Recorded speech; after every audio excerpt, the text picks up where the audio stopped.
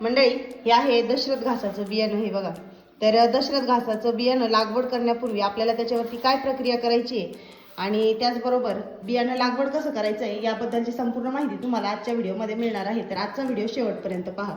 या ठिकाणी आपण हे अर्धा किलो बियाणं घेतलेलं आहे. तर अर्धा किलो बियाण्यासाठी 2 लिटर पाणी मोजून घेतले आणि इथं गॅसवरती त्याला उकळी येईपर्यंत पाणी गरम करून घ्यायचे आपल्याला. मंडळी अशा प्रकारे पाण्याला उकळी येऊन द्यायची आणि त्यानंतर आपल्याला गॅस बंद करायचा आहे आणि उकळी शांत होऊन द्यायची. गॅस बंद केल्यानंतर आपल्याला गरम पाण्याचं भांडं जे आहे ते गॅसवरून खाली उतरून ठेवायचे आणि उकळी शांत होऊन द्यायची.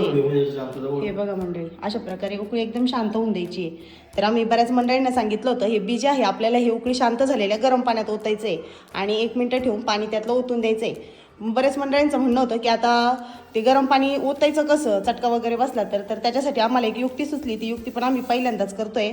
गरम पाण्यात बियाणं टाकण्या अगोदर अशा प्रकारे ओढणीमध्ये व्यवस्थित तुम्ही बियाणं जे आहे ते ठेवून घ्या.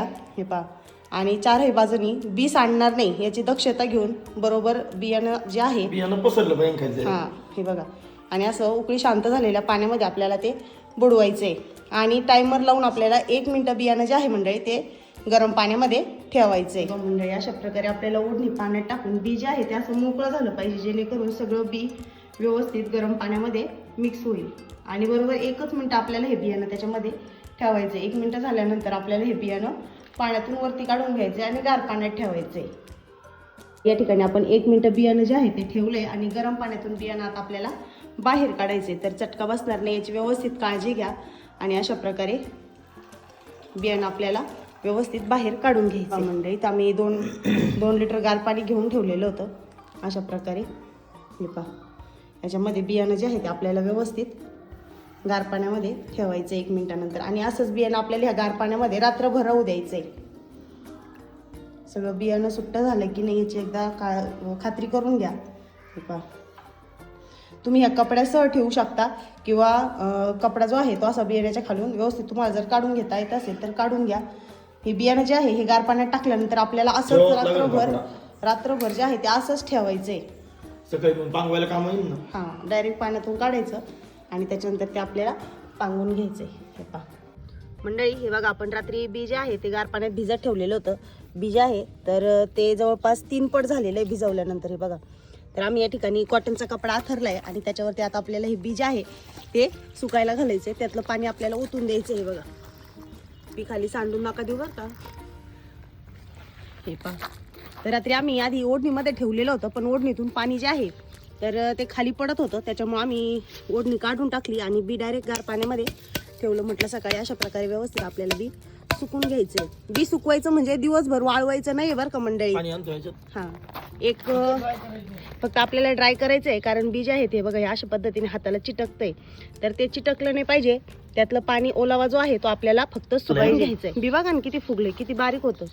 तर जवळपास म्हणजे हे बी पूर्ण अर्धा किलो पण नव्हतं, 350 ग्रॅम होतं आणि आता जर मोजलं ते कमीत कमी 1.25 किलोच्या आसपास झालेलं आहे. आणि बियाची साईज पण वाढलेली. कधी कधी आम्हाला शंका वाटायची की 1 किलो मध्ये 4 गुंठे रान कसं काय होतं. आज कळलं आम्हाला 1 किलो मध्ये 4 गुंठे रान कसं काय होतं. लावायला नाही. सगळ्यात महत्वाचं म्हणजे 1 मिनिटापेक्षा जास्त आपल्याला गरम पाण्यात ठेवायचं नाहीये. बी शिजून निघेल. बी जर शिजलं तर बी उतरणार नाही. तर त्यामुळे बरोबर टायमर लावून 1च मिनिट आपल्याला बी जे आहे ते गरम पाण्यात ठेवायचे आणि त्यानंतर आपल्याला ते लगेच गार पाण्यात टाकून दुसऱ्या दिवशी सकाळी अशा प्रकारे पाणीतून निथळून सुकायला ठेवायचे. हे पहा मंडळी, एकदम मस्त असं ड्राय झालेलं आहे बी. हे पहा एकदम सुट्ट झालंय सगळं. तर अशा प्रकारे 1 तासभर आम्ही याला सुकून घेतले, म्हणजे ड्राय करून घेतले बरं का एकदम. हे पहा, तर अशा प्रकारे हे करायचं. आपल्याला दिवसभर वाळवायचं नाहीये बियाणं. भरा त्या पातेल्यात. हे पहा अशा प्रकारे. तर 1 तासभर फक्त सुकून घ्यायचंय तुम्हाला ते.